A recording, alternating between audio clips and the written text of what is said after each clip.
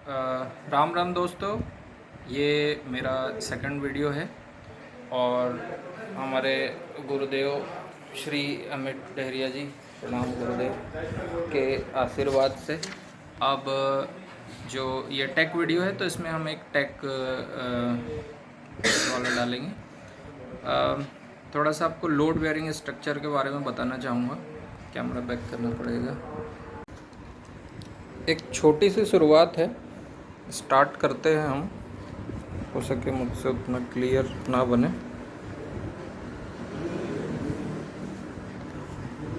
घर की छत से चालू करेंगे।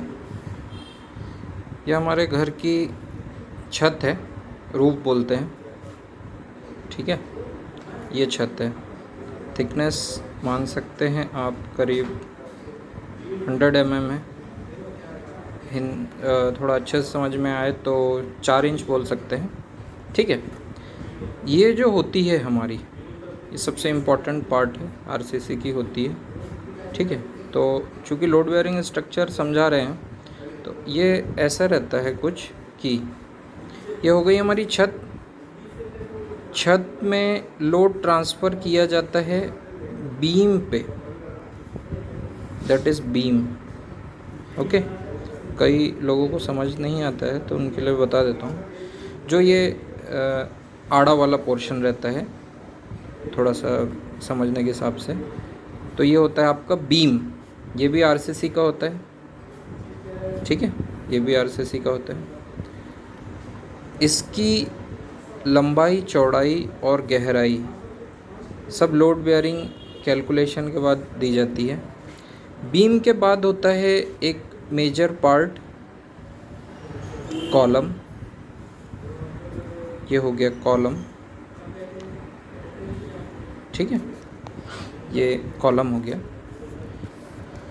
सबसे पहले छत का वेट बीम पे आता है, ट्रांसफ़र होता है। बीम का वेट, टोटल छत और बीम का वेट कॉलम पे डिस्ट्रीब्यूट होता है। फिर कॉलम इसको प्लिंथ बीम में ट्रांसफ़र करता है। ये हो गई आपकी प्लिंथ बीम, ठीक है। सॉरी, यहाँ मैं कॉलम नहीं लिखा, ये कॉलम है। फिर ये होता है आपका प्लिंथ